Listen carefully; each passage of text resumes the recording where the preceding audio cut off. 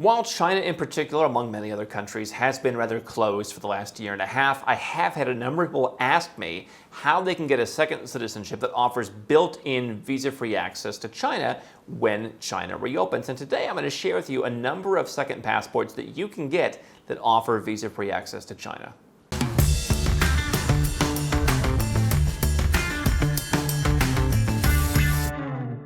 Hi, I'm Andrew Henderson. This is Nomad Capitalist. We're the channel and the company that helps 7- and 8-figure entrepreneurs and investors legally go where you're treated best. More at nomadcapitalist.com.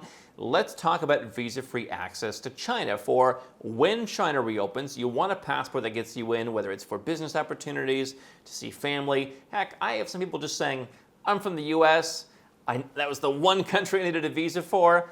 You know, it would just be cool to have a passport that I don't need a visa to go practically anywhere. So sometimes that's a good reason to have it. But China has certainly been opening up to a number of countries in the world, but not to the West. Now, if you're a U.S. citizen, you can get a 10-year reciprocal visa to China, just as Chinese can get a 10-year B1, B2. So that makes life a little bit easier. But what if you want just direct access with a passport? Let's start with the highest level of access, which is 90 days, and we'll go all the way down to 15 days. I'll tell you about some of the passports that stood out to me. There are only 3 countries that can spend 90 days in China. Passports that I think, should even be worth discussing. The first one, probably none of us are going to get a passport from there, but it's San Marino, which is wholly surrounded by Italy.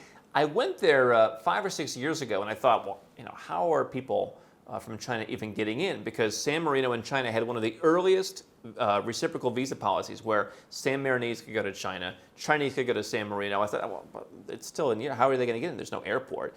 But lo and behold, I'm in San Marino, and there's all these buses of Chinese investors. I remember going up and talking to them with my very limited Chinese, like, could you take my picture? They were shocked. What's this guy in San Marino asking to take my picture?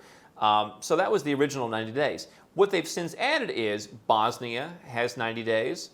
This can be obtained through descent. I've seen one case where that's happened.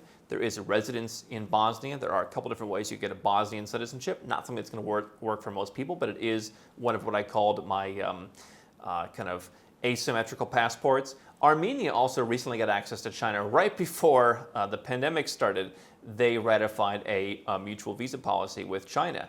And so Armenian citizens, or citizenship by descent, is available if you have Armenian ancestry. They have a residence program. There's a couple different ways also to become an Armenian citizen, which gets you Russia, gets you China, gets you Iran. Very interesting passport. Those are the 3 that get you in for 90 days. For a lot of people, those passports won't be available. 60 days, Mauritius. If you're willing to go and spend the greater part of 2 years in Mauritius, and you're willing to invest mid-6 figures buying a villa in specific parts of the island, then you can, in theory, become a citizen of Mauritius. It's very interesting because Mauritian citizens can go to China, they can go to Europe, they can go to the UK. They've got this very interesting profile that's very unique. They're one of only about 4 countries that can go to almost like everywhere. I believe Russia as well. So Mauritius theoretically could be obtained. 30 days, probably a little bit easier. Bahamas, they've talked about rolling out some kind of citizenship program in the future. Right now, what they've rolled out is an instant permanent residence program where if you're going to spend the majority of the next 10 years there in beautiful tax-free Bahamas, you could become Bahamian, then you can go to China. They were also one of the earlier countries that had an arrangement with China. So Bahamians can go to China. Belarus, if you have a claim by descent or you wanted to go and live in Belarus. Ecuador, perhaps a more readily attainable passport, more available to all. Go and buy some land, go and buy an apartment, go and put some money in the bank, get Ecuadorian residence, spend some time in Ecuador, learn some Spanish, a couple of years, get your Ecuadorian citizenship. Very interesting asymmetrical passport as well with China and Russia access. And they've really kind of gotten along very well with those economies that are different than some of the passports from the countries around them. If you want one of the easiest ways to get access to China, Grenada in the Caribbean citizenship by investment program from $150,000 donation and up, that's going to get you 30 days. So if you're just willing to spend the money, Grenada gets you in right away. You can get the passport in a matter of about 6 months after you do the paperwork. Also, Serbia, if you obtain residence, if you have descent, you can work towards Serbian citizenship. They have access to China, had a good relationship with China. The UAE as well. Probably a pretty difficult passport to get, even though they've been talking about doing it recently. for folks who are willing to give up their other citizenships, learn Arabic, etc. 15-day access is the lowest level of access. You have Brunei, you have Japan, you have Singapore, all countries that are probably off limits. Singapore is essentially naturalizing nobody these days. Even PR is very difficult to come by.